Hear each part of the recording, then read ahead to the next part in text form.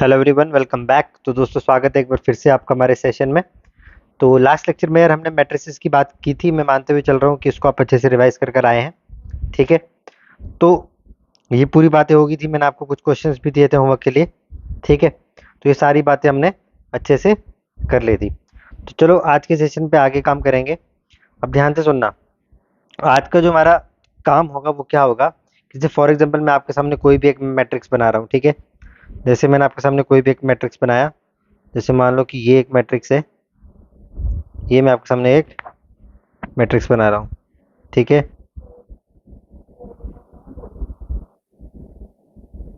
ये मैट्रिक्स है ना। अब जैसे फॉर एग्जांपल मैंने कहा कि ये कोई मैट्रिक्स है। मैंने कह दिया ये अल्फा है, ये बीटा है, ये गामा है, ये ए, ये बी, ये सी, ये डी, ई और ये एफ है। अब देखो ध्यान से समझना। अगर ये कोई एक मैट्रिक्स, अब मैट्रिक्स में तो कुछ भी हो सकता है। अब इस मैट्रिक्स में क्या देखना आपने, जो ईच एलिमेंट होगा ना हर मैट्रिक्स का, मतलब each element of the matrix have its own position. मतलब क्या बोला मैंने, कि जो ईच एलिमेंट होगा,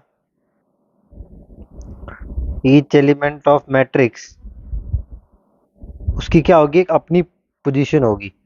हैज इट्स ओन पोजीशन। उसकी अपनी एक पोजीशन होगी। अब वो पोजीशन क्या होगी, उस पोजीशन को डिनोट किया जाता है किसके साथ, ए आई जे के साथ। जहां पर आई जो है, आई आपको बताता है रोज के बारे में, और जेज आपको बताता है कॉलम्स के बारे में। ठीक है, ए आई जे। तो बात समझ में आ रही है। तो आपने बोला सर ठीक है, अगर ऐसा है तो ए आई जे जो होगा आपके पास, बिल्कुल सही बात है। A i J, A i जे रोज और कॉलम्स, और उसकी अपनी एक पोजीशन होगी हर एक एलिमेंट की। ठीक है। अब इसका कहने का मतलब क्या है, देखो ध्यान से। जैसे फॉर एग्जांपल ये पहला एलिमेंट है। ठीक है। पहली रो और पहले कॉलम क्या है, तो इस वाले एलिमेंट को मैं लिखूंगा A11। ये क्या है, ये पहली रो है और कॉलम नंबर कौन सा है, सेकंड। पहली रो है, कॉलम नंबर 3, A13। ये देखो ये कौन सा है, रो नंबर 2। ठीक है। और कॉलम नंबर कौन सा है, ये फर्स्ट। रो नंबर 2 और कॉलम नंबर 2, रो नंबर 2 और कॉलम नंबर 3। सिमिलरली ये A31, A32 और A33 आप देख रहे हो। इसके साथ साथ ही क्या है, आपके पास हर एक एलिमेंट की अपनी एक पर्टिकुलर पोजीशन चलते जा रही है। तो ये वाला पॉइंट याद रखोगे, ए आई जी वाला पॉइंट। कौन सा पॉइंट, ये जो ए आई जे वाला पॉइंट मैंने आपको बताया है, इसको आप याद रखोगे कि भाई साहब ये क्या है, ए आई जे। ठीक है। आ जाएगा A33। अब देखो चलो, इसके बेस पे मैं आपको कुछ एक एक दो एग्जांपल क्वेश्चंस करवाता हूँ। देखो जैसे फॉर एग्जांपल मैंने आपके सामने क्वेश्चन दिया कि फॉर्म 3x2 ऑर्डर मैट्रिक्स। एक फॉर्म करो 3x2 ऑर्डर मैट्रिक्स। आपको क्वेश्चन ये समझ में आ जाएगा जो मैं समझा रहा हूँ। Where each element follow, where where क्या हो गया इसको,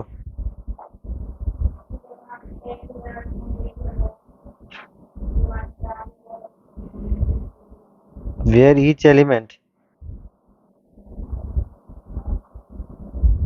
फॉलो, रूल क्या बोल रहा है, a i j is equal to I+2j/3। किस ऑर्डर का बनाना है आपको, 3x2 का। तो 3x मतलब 3 रोज होनी चाहिए, यानी क्या होगा A11, और 2 कॉलम्स होने चाहिए, A12। फिर क्या होगा A21 और A22, फिर A31, फिर कौन सा आएगा A32। हो गया। देखो 3 रोज हैं और 2 क्या है आपके पास, कॉलम्स भी हैं। ये हो गया।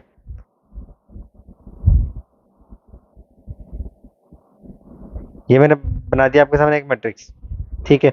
चलो देखो, अगर ए आई जे ये आपको फॉर्मूला दिया ना, A i j = I+2। अगर यहाँ पर मैं A11 की बात करूँ, किसकी बात करूँ, A11 की, A11 की बात करूँ, यहाँ से ही मेरे को वैल्यू निकालनी पड़ेगी। A11 कितना आ जाएगा, आई की जगह पर 1 प्लस जे की जगह 2/3, तो कितना हो जाएगा ये 3/3, यानी कि 1 आ जाएगा। नेक्स्ट अगर मैं यहाँ पर A12 की वैल्यू निकालूँ तो कितना आ जाएगा, 1+4/3, ये कितना हो जाएगा 5/3। सिमिलरली A21 कितना आ जाएगा, 2+2/3, ये कितना हो जाएगा 4/3। सिमिलरली A22 की वैल्यू निकालूंगा तो 2 + 4/3 कितना हो जाएगा, 6/3, यानी कि 2 आ गया। देन A31 निकालोगे यहाँ से तो कितना आ जाएगा आपके पास, 3 + 2/3, तो ये कितना आ जाएगा, अगेन 5/3 आ जाएगा। अगर आप A32 की वैल्यू निकालोगे तो कितना आएगा, 3 + 4/3, तो कितना आ जाएगा, 7/3। तो समझ में आ रहा है, जो आई है वो रोज, तो रो यहाँ पर 1 थी और कॉलम 1 था। आई की वैल्यू यहाँ से आपको पता लगा, मैं यहाँ पर आपको लिख भी देता हूँ, समझ नहीं आया तो। यहाँ पर आई की वैल्यू 1 थी और जे की वैल्यू भी क्या थी, 1 थी। यहाँ पर आई की वैल्यू क्या थी, 1 थी, और जे की वैल्यू क्या थी, 2 थी। ऐसे सो ऑन टू, जब आपने वैल्यूज निकाल ली तो बस मैट्रिक्स फॉर्म कर दो, क्या आंसर आ जाएगा, 1, 5/3, 4/3, 2, 5/3 और 7/3। ये आपके पास क्या बन गया, एक मैट्रिक्स बन गया यार, ये लो। ये आपके पास क्या बन गया, ये एक मैट्रिक्स फॉर्म हो गया। ये लो, हो गया। ये आपका क्या हो जाएगा, आंसर आ जाएगा। ठीक है, चलो एक क्वेश्चन अब आप लोग करना होमवर्क के लिए। होमवर्क आप लोगों के लिए क्वेश्चन ये है कि आपको फॉर्म करना है, एक 3 × 3 मैट्रिक्स बनाना है। ठीक है, 3 × 3 मैट्रिक्स को आपने क्या करना है, फॉर्म करना है, जहां पर आप लोगों के पास ए आई जे जो होगा वो बराबर होना चाहिए I - J के। क्या, ए आई जे बराबर होना चाहिए I - J के। तो ये क्वेश्चन आप लोगों का होमवर्क रहेगा। क्या रहेगा, होमवर्क रहेगा। ये आप लोगों का होमवर्क है, आप लोग मेरे को इसका आंसर कमेंट सेक्शन में बताना। ठीक है, यहाँ तक बात समझ में आ गया आप सबको, कोई दिक्कत तो नहीं आ रही यहाँ पर। चलो बहुत ठीक है, बहुत बढ़िया। अच्छा अब चलो, और आज की और टॉपिक पे बात करते हैं। अब हम बात करते हैं कि एक मैट्रिक्स में हम कैसे एडिशन, सब्ट्रैक्शन और इक्वालिटी को देखते हैं, है ना। तो हेडिंग डालेंगे एडिशन, सब्ट्रैक्शन और इक्वालिटी ऑफ मैट्रिक्स। क्या लिखेंगे, addition, subtraction and equality of matrix. And equality of matrix की बातचीत होगी। ठीक है,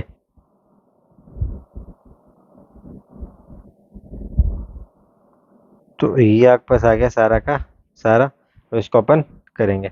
चलो स्टार्ट करते हैं। अब देखो यार, सबसे पहले आपको क्या करना है, जब भी आपको एडिशन, सब्ट्रैक्शन और इक्वालिटी ऑफ मैट्रिक्स निकालना है ना, तो ये सिर्फ आपके सामने एक ही बात कहते हैं, और वो एक बात कौन सी है, वो एक बात ये है, ये बोलते हैं कि ऑर्डर मस्ट बी सेम, कि ऑर्डर आपका सेम होना चाहिए तभी सारे ऑपरेशन लगेंगे। तो इसके लिए सिर्फ आपको एक ही बात को ये याद रखना है कि order must be same, order must be same. जिन भी दो मैट्रिक्स को आप ऐड, सब्ट्रैक्ट,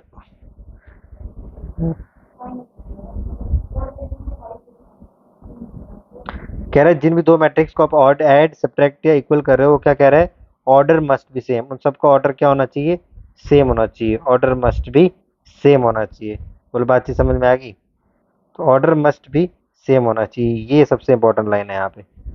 ठीक है, चलो आगे बढ़ेंगे। अब जैसे फॉर एग्जाम्पल, एग्जाम्पल के तौर पे लेते हैं, मैंने आपके सामने बोला, मैं एक सामने एक मैट्रिक्स बनाया 3, 2, 5, फिर यहाँ मैंने लिख दिया 4, 1 और 7। फिर मैं एक और मैट्रिक्स लिख रहा हूँ 2, 3, 4, फिर मैंने कहा 1, 6, 7। बड़ा इजी सा है, देखना। अब देखो, एक बार मैंने ये एक मैट्रिक्स बनाया, एक बार मैंने आपके सामने ये एक मैट्रिक्स बनाया। ठीक है, अब इसमें ऑपरेशन लगाना है मुझे, एक बार मुझे करना है प्लस और एक बार मुझे करना है माइनस। ठीक है, एक बार मुझे करना है इनको प्लस, एक बार करना है मुझे माइनस। सबसे पहले अगर मैं करूंगा इसका प्लस वाला केस, कौन सा केस, प्लस वाला, क्या हो रहा है इसको, सबसे पहले अगर मैं करूंगा इसके साथ कौन सा वाला केस, प्लस वाला केस, तो देखो इस मैट्रिक्स को आप ऐड करोगे तो सिंपली क्या, देखो क्या इसका ऑर्डर सेम है, नंबर ऑफ रोज कितनी है, दो, कॉलम्स कितने हैं, 3, नंबर ऑफ रोज कितनी, दो, तो कॉलम्स कितने, 3, तो क्या ऑर्डर बिल्कुल सेम है। आपने देखा सर ऑर्डर क्या है, दोनों में सेम आ रहा है। आपने बोला सर ऑर्डर जो है वो क्या है, सेम है हर जगह। तो आप इसको सिंपली ऐड कर सकते हैं। देखो 3 और 2 कितना हो गया, 5, 2 और 3 कितना हो गया, 5, 5 और 4 कितना हो गया, 9, 4 और 1 कितना हो गया, 5, 6 और 1 7, 7 और 7 कितना हो गया, 14। ये आपके पास क्या आ गया, ये आपके पास फाइनल मैट्रिक्स आ गया जब आपने इन दोनों को ऐड किया। ठीक है, 5, 5, 9, 5, 7, 14। अब मैं कह रहा हूँ इसी मैट्रिक्स को अगर मुझे क्या करना है, इसी मैट्रिक्स को अगर मुझे माइनस करना है, क्या करना है, माइनस, तो देखो क्या आएगा, 3 में से 2 गया 1, 2 में से 3 गया -1, 5 में से 4 गया 1, 4 में से 1 गया 3, 1 में से 6 गया -5 और 7 में से 7 गया 0। तो ये मेरे पास माइनस करके आंसर आया। तो बड़ा सिंपल सा है, अगर ऑर्डर सेम होगा तो जैसे आप प्लस माइनस करते आ रहे हो वैसे ही करोगे। ठीक है, बोलो यहाँ तक बात समझ में आएगी? ठीक है, अब देखो, अब जरा एग्जांपल देखते हैं कि अगर मुझे इसको क्या करना है, मल्टीप्लाई करना है, मतलब मल्टीप्लाई में होता है या फिर क्या है, इक्वालिटी वाला देखते हैं। एडिशन और सब्ट्रैक्शन तो हो गया, अब इक्वालिटी वाला देखते हैं। मैं आपके सामने कोई एक मैट्रिक्स लिखता हूँ, देख लो जी। ठीक है, चलो एक एग्जांपल ले रहा हूँ। मैंने एक सामने एक मैट्रिक्स लिया, मैंने कहा सर यहाँ पर x है और यहाँ पर y है, ये बराबर है 2 और 3 के। ये मैंने कोई भी एक मैट्रिक्स माना, x और y बराबर है 2 और 3। अब देखो इससे आप क्या समझोगे, क्या इससे आप यही समझो कि ये जो x की वैल्यू है वो कितनी आ जाएगी, 2 आ जाएगी, और इस y की वैल्यू कितनी आ जाएगी, 3। तो इस मैट्रिक्स आप सिंपली समझोगे x की वैल्यू कितनी, 2, और y की वैल्यू 3। लेकिन ये तभी लगेगा जब ऑर्डर सेम है। देखो यहाँ पर रोज कितनी है, 2, और कॉलम कितना है, 1। यहाँ पर रोज कितनी है, 2, और कॉलम कितना, 1। तभी आपका एडिशन सब्ट्रैक्शन और इक्वालिटी वाला केस लगता है। बात समझ में आ गई? पक्का? चलो एक केस और करते हैं। जैसे फॉर एग्जाम्पल मैं आपके सामने एक मैट्रिक्स बना रहा हूँ, ठीक है। तो देखो मैंने कहा आपके सामने ये एग्जाम्पल है, ठीक है। मैंने कहा 2 को मुझे मल्टीप्लाई करना, और एक मैट्रिक्स मैं आपके सामने दे रहा हूँ, 3 2 1 4 -3 और 6 का, ठीक है। अब मुझे इसको क्या करना है, इसको 2 का मल्टीप्लाई करना है। तो आपने कुछ नहीं करना है, इसको जैसे 2 का मल्टीप्लाई हर एक के साथ कर देना है। 3 दूनी 6, 2 दूनी 4, 2 एकम 2, 4 दूनी 8, 3 दूनी -6, 6 2 12। तो ये आपका क्या आ जाएगा, फाइनल आंसर आ जाएगा इसका। क्या आ जाएगा, फाइनल आंसर। तो कहने का मतलब क्या हुआ, एनी नंबर मल्टीप्लाई बाय, मतलब जब मल्टीप्लाई करोगे एक मैट्रिक्स का किसी भी एक स्केलर के साथ, ठीक है, तो वो नंबर मैट्रिक्स के हर एक एलिमेंट से मल्टीप्लाई होगा। ठीक है, तो ये जो एक पर्टिकुलर नंबर है, ये क्या है, ये कोई भी एक स्केलर क्वांटिटी है। तो ये जो स्केलर है ये मैट्रिक्स के हर एलिमेंट के साथ क्या होता रहेगा, मल्टीप्लाई होता रहेगा। तो ये था आपका addition subtraction and equality of matrix के बारे में। ठीक है, यहाँ तक किसी को कोई भी प्रॉब्लम? चलो ठीक है, तो अगर ये बात समझ में आ गई तो अब हमारा एक इम्पोर्टेंट टॉपिक स्टार्ट हो रहा है, जिसको हम बोलेंगे टाइप्स ऑफ मैट्रिक्स। अब हम बातचीत करेंगे कि किसके बारे में, टाइप्स ऑफ मैट्रिक्स के बारे में। तो हेडिंग डालेंगे सारे के सारे, types of matrix. Very important, लगभग 20 से 21 टाइप्स मैं आपको कराऊंगा इस मैट्रिक्स की। हालांकि आपके एनसीईआरटी में 9-10 ही हैं, बट ये बहुत इंपॉर्टेंट है, ठीक है। तो इनको ध्यान से करते जाना। सबसे पहले तरीके का जो मैट्रिक्स हमने पढ़ना है वो पढ़ना है हमने नल मैट्रिक्स। कौन सा मैट्रिक्स, नल मैट्रिक्स। देखो यार, नल मैट्रिक्स क्या होता है, नल मैट्रिक्स सिंपल सा वो वाला मैट्रिक्स है जिसका क्या होता है, हर एक एलिमेंट क्या हो, जिसके सारे के सारे एलिमेंट्स क्या हो, जीरो हो। मैट्रिक्स हैविंग ऑल एलिमेंट, मैं सिंपल लिख देता हूँ, इसके सारे के सारे एलिमेंट्स क्या हो जाते हैं यहाँ पर, all elements equal to zero हो जाते हैं। ठीक है, कहने का मतलब ये एलिमेंट आपको कुछ इस तरीके से दिखेगा, 0 0 0 0 0 0। ठीक है, ये मैंने कोई एक एलिमेंट बनाया, तो सॉरी यार, ये मैंने कोई एक एलिमेंट बनाया, क्या हो रहा है इसको, ये और ये।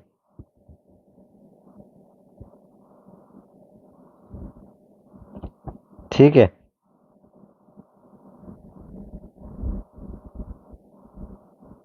चलो ये मैंने एक एलिमेंट बनाया, ये कुछ इस तरीके का होगा। ठीक है, इसको नल मैट्रिक्स को डिनोट कैसे किया जाता है, इट इज डिनोटेड बाई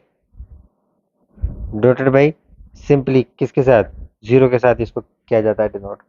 ठीक है, चलो सेकंड मैट्रिक्स की तरफ बढ़ते हैं। सेकंड मैट्रिक्स जो हमने पढ़ना है that is known as your row matrix. किसकी बातचीत होगी, रो मैट्रिक्स की। अब देखो रो मैट्रिक्स क्या होता है, जिसमें देखो रो का मतलब है ना, जिसमें कॉलम्स की कोई बात नहीं होगी, जहां पर सिर्फ एक रो होगी और कॉलम कितने हो जाएंगे, जीरो हो जाएंगे।